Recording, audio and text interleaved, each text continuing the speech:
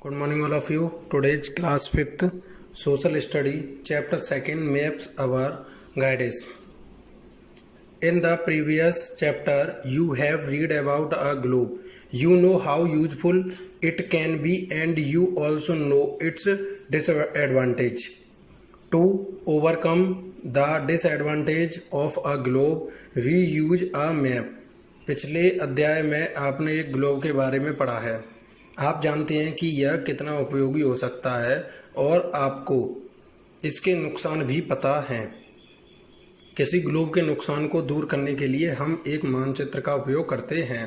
A map, एक नक्शा। अ map is a drying of a earth surface. It may show the earth in full or some particular areas of it. It is drawn on a flat surface like paper, card, sheet, wood, etc. It can show us places or things in more detail. We can have maps of a single city or even a small village. A map shows us the location of one place in relation to another. एक नक्शा पृथ्वी के सतह का एक चित्र है। यह पृथ्वी को पूर्ण या इसके किसी विशेष क्षेत्र में दिखा सकता है। यह एक सपाट सतह पर खींची जाती है, जैसे कागज, कार्डशीट, लकड़ी आदि। यह हमें स्थानों या चीज़ों को अधिक विस्तार से दिखा सकती है।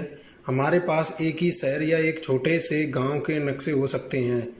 एक नक्शा हमें दूसरे के स्तंभ में एक स्थान दिखाता है।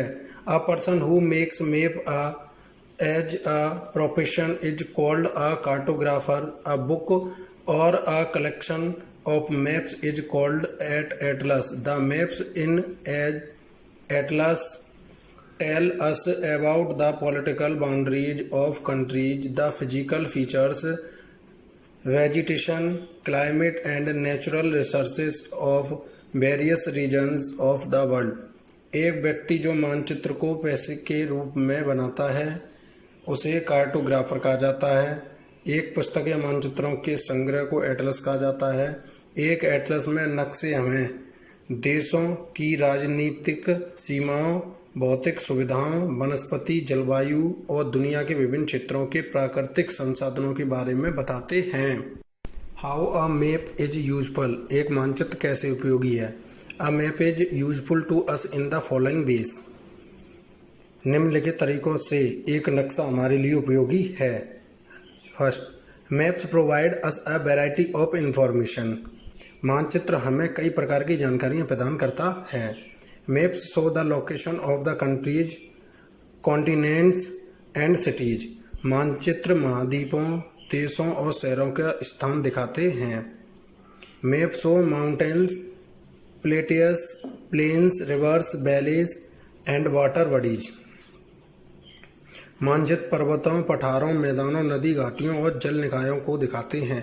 Maps can also show the distribution of rainfall, forest, crops, grassland, mines, etc. मानचित्र वर्षा, वनों, फसलों, घास के मैदानों, खानों आदि के विवरण को भी दिखा सकते हैं. Maps are easier to carry and handle as they can be printed in books, roll or folded. मानचित्रों को ले जाना और संभालना आसान होता है क्योंकि वे पुस्तकों, रोल या फोल्ड में मुद्रित किए जा सकते हैं. Types of maps. नक्शों के प्रकार. There are many types of maps. Some of these are as follow. कई तरह के नक्शे हैं, इनमें से कुछ इस प्रकार हैं. पॉलिटिकल मैप्स, राजनीतिक मानचित्र. These maps show different countries or different states in a country. ये मानचित्र किसी देश में विभिन्न देशों या विभिन्न राज्यों को दिखाते हैं. फिजिकल मैप, भौतिक मानचित्र. These maps show the relief features of the earth's surface. Some maps show rainfall in different parts of a country. Some maps show crops grown in different areas where some other maps show population in different areas of a country or the world।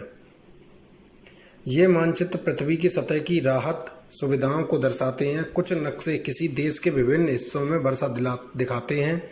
कुछ नक्शे विभिन्न क्षेत्रों में उगाई जाने वाली फसलों को दिखाते हैं, जबकि कुछ अन्य मानचित्र किसी देश या दुनिया के विभिन्न क्षेत्रों में जनसंख्या को दर्शाते हैं।